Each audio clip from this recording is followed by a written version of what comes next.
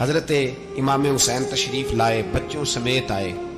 حور بن یزید ایک شخص تھا، حور بن یزید، حور بن یزید نام یاد رکھنا۔ حور بن یزید ایک مختصر سا لشکر لے کے اس نے امام حسین کو ایک جگہ پہ روکا، پھر دوسری جگہ پہ روکا، بالآخر تیسری جگہ پہ روکا تو امام حسین نے فرمایا جگہ کون سی ہے؟ کہا حضور کرب و بلا۔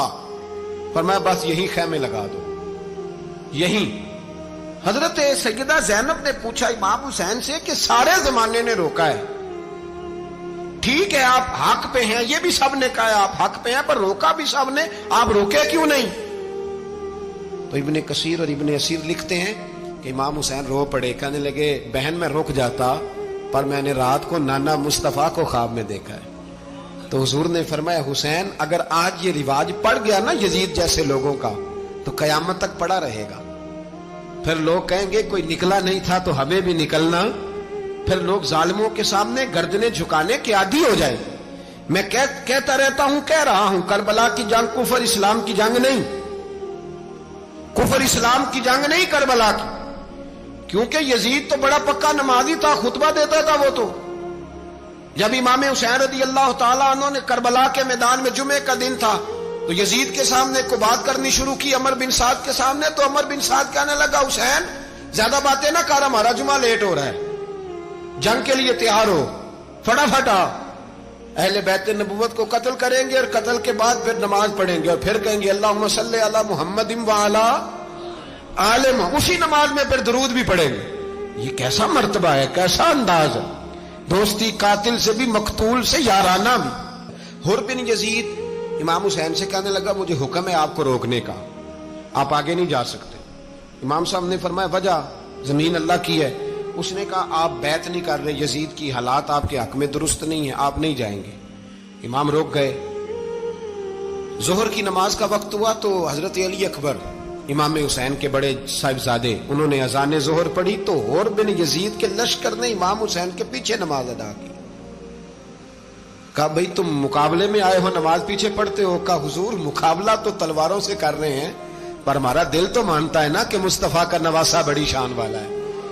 حور بن یزید نے 3 نمازیں لشکر سمیت امام حسین کے پیچھے پڑھی ہیں، 3 نمازیں، ظہر اثر اور مغرب۔ پھر امام حسین کے سامنے شرائط پیش کی کہ آپ کو یہاں گھیر لیا گیا ہے، یہاں آپ بیعت کریں گے، یہاں آپ جنگ کریں گے، 2 ہی باتیں۔ امام حسین نے فرمایا نہیں بھائی بیعت تو میں نہیں کرتا، اس کے علاوہ تم جو کہتے ہو میں کرنے کو تیار ہوں۔ اس نے خط لکھا، عبید اللہ ابن زیاد کو ایک بندہ دوڑایا پیچھے، کوفے چند میل پہ کوفہ تھا، کہا وہ نہیں مان رہے، کیا کرنا ہے؟ تو حسین ابن علی ہے، میں زیادہ دیر انہیں روک بھی نہیں سکتا۔ انہوں نے پیغام دیا حور بن یزید کو کہ کرنا کچھ بھی نہیں، ان کا پانی بند کر دو، بلیک میل کرو، کھانا پانی نہیں ملے گا، چھوٹے چھوٹے بچے ہیں، خود ہی مان جائیں گے۔ حضرت امام علی مقام کے بارے میں حور کے پاس جب یہ پیغام آیا تو حور کہنے لگا میری طبیعت نہیں مانتی حسین پر پانی بند کروں، دل نہیں مانتا۔ جب یہ لفظ کہے نا دوبارہ تو پھر عبید اللہ ابن زیاد نے عمر بن سعد کو 10,000 آدمی دے کے بھیجا، کہا حور بن یزید لچک دکھا رہا ہے حسین کے حق میں۔ ایک رے کا علاقہ تھا، بڑی وہاں فصل ہوتی تھی، لوگ کوشش کرتے تھے وہاں کا گورنر بننے کی، کوشش کرتے تھے۔ تو عبید اللہ ابن زیاد کہنے لگا تمہیں رے کی گورنری ملے گی، سب سے سرسبز و شاداب علاقہ، تمہیں وہاں کا گورنر بنایا جائے گا اگر حسین کے خلاف لڑو گے۔ یہ اتنی زبردست ہوتی ہیں گورنریاں کہ گورنریوں کے لیے لوگ نسل رسول کے خلاف بھی نکل آتے ہیں، یہ اتنی تگڑی ہوتی ہیں، اتنی جلدی وفاداریاں بدلتی ہیں۔ امام حسین کو روک لیا گیا، عمر بن سعد نے روک لیا۔ 1 محرم کو امام آئے، 7 محرم تا روکا گیا، 7 محرم کو پانی بند کر دیا۔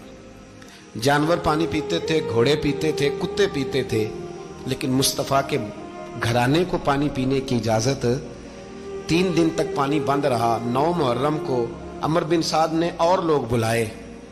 شمر ایک بڑا سخت آدمی تھا، سنگ دل بدبخت، جس نے حضرت علی اصغر کے گلے پر تیر مارا تھا، وہ اور لشکر لے کے آیا۔ رات کو کہنے لگا امام حسین رضی اللہ تعالیٰ عنہ سے کہ بس بڑا ہو گیا، یہ 9-10 محرم کی درمیانی رات، یا آپ جنگ کریں گے یا آپ بیعت کریں گے، 2 ہی باتیں۔ امام حسین اندر گئے، سیدہ زینب سے مشورہ کیا، باہر آئے، فرمایا بات وہی ہے جو پہلے دن والی ہے۔ او بھائی بچے ساتھ ہو، सहरा का इलाका हो, तपती हुई रेत हो, इतने कठिन और सख्त हालात, चारों जानब मौत ही मौत, दूर दूर तक अपनों का नामो निशान कोई नहीं, और अकेले फैसला करने वाले इमाम हुसैन, बाकी सारे बच्चे हैं या औरतें, सारे बड़े अकेले। इमाम हुसैन रज़ी अल्लाह ताला अन्हु ने फरमाया, भाई बैत तो मैं नहीं करता, बाकी जो तुम्हारा प्रोग्राम है। शिमर और इब्ने साद कहने लगे फिर जंग के लिए तैयार हो जाएं। क्या अंदाज है इमाम हुसैन का। फरमाने लगे कल जंग करूंगा, मुझे पता तो है जंग का नतीजा क्या निकलना है, एक रात मुझे दे दो ताकि मैं खुल के अपने रब की इबादत तो कर लूं।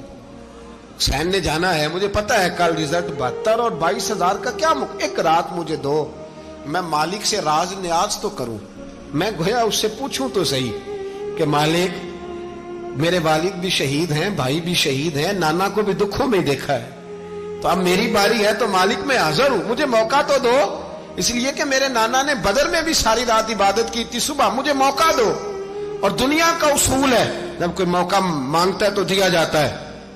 ये दोनों कहने लगे कोई मौका नहीं। हुर बिन यजीद पीछे से बोला, कहने लगा नहीं, बदतमीजी ना करो, हुसैन को मौका दो, तुम्हें देना पड़ेगा। मौका दिया। हुर बिन यजीद ने फिर मिन्नत की, कहा हुजूर आप मेहरबानी करें मान जाएं। फरमाया मानने वाला खाता कोई नहीं। फरमाया मानने वाला खाता, बोलिए मानने वाला खाता, ये बड़ा मुश्किल काम है भाई। जमीर का सौदा अब तो आम हो गया, बाजार लगते हैं, रेट लगते हैं, अपनी अपनी चाहतों पे लोगों ने अपने अपने अंदाज सजाए हुए। कोई आदमी बस अच्छे तरीके से नाम ले ले तो बस हम उसके पीछे चल जाते हैं। अब तो आम हो गया ये मामला। इमाम हुसैन ने फरमाया हो ही नहीं सकता, मुमकिन ही नहीं है। सारी रात इबादत में गुजरी, रियाजत में गुजरी। तहज्जुद का वक्त हुआ तो घर वालों को बुलाया, फरमाया देखना तुम्हारी सी की आवाज ना बाहर आए, खबरदार सी की आवाज ना आए।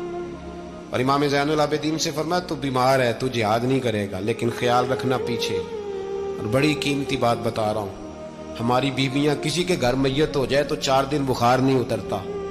इमाम अली मकाम ने सैयदा ज़ैनब से फरमाया तू बड़ी है, मेरी बहन है, पीछे सारे बच्चे हैं, जवान हैं, इनके हौसले तेरी जिम्मेदारी हैं। सुबह जंग का तबल बजने लगा, फजर की नमाज पढ़ी, सूरज चढ़ा, 10 मुहर्रम का दिन, जुमे का वक्त। जनाब सैयदना इमाम हुसैन रज़ी अल्लाह ताला अन्हु ने रेत पर सजदे किए, लंबे सजदे, लंबी नमाज। सूरत शम्स की आयात दूसरी रकत में पढ़ी तो सारा करबला गूंजने लगा। क्या अंदाज़े तकल्लुम था इमाम अली मकाम का। नमाज मुकम्मल हुई तो हुर बिन यजीद, अमर बिन साद और शीमर से कहने लगे वाकई हुसैन से लड़ोगे? पता नहीं कौन है। कुल्ला सालुकुम अलैहि अजरन, तुमने नहीं पढ़ा इल्लल मवद्दत फिल कुर्बा, तुम्हारी आंखें बंद है।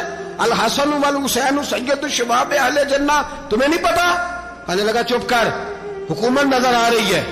और बिन यजीद कहने लगे फिर मेरा भी फैसला सुनो, मुझे हुकूमत नहीं चाहिए, मुझे जन्नत चाहिए।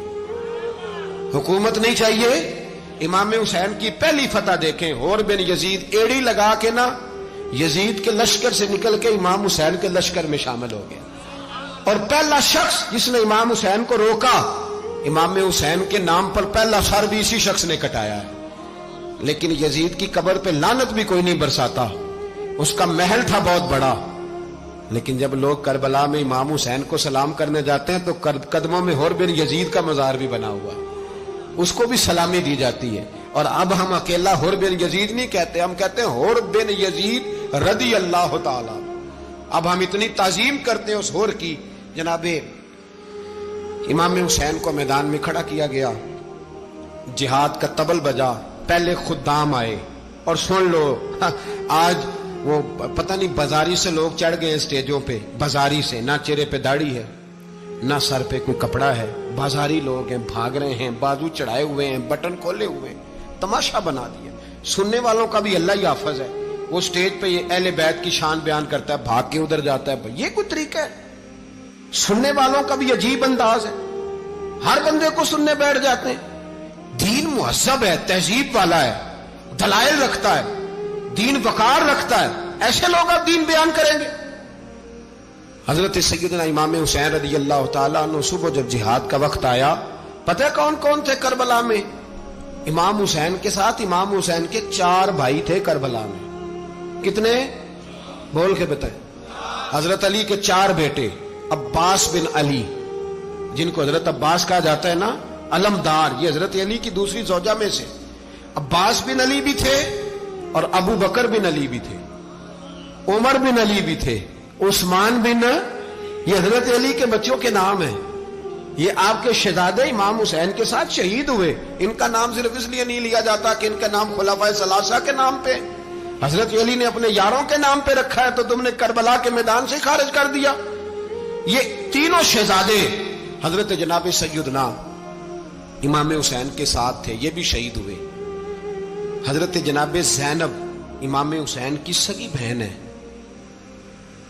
ان کے 2 بچے تھے، اون و محمد.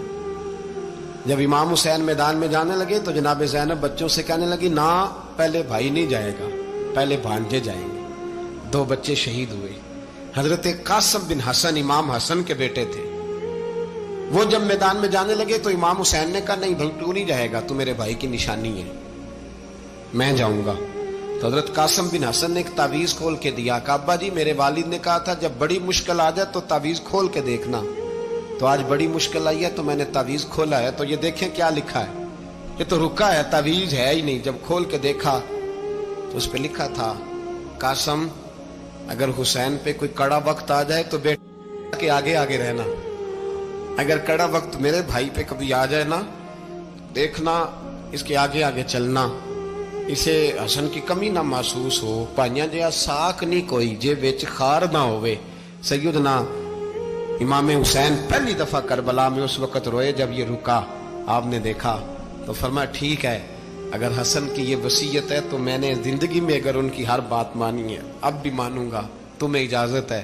جناب قاسم بن حسن 16 سال کا جوان جب میدان میں نکلے تو ہائے ہائے پتہ نہیں کہاں سے آ گئی ہے. امام قاسم بن حسن جب میدان میں نکلے تو تبری سے لے کر علامہ ابو الاسناد صاحب سب کو پڑھ کے تو دیکھو.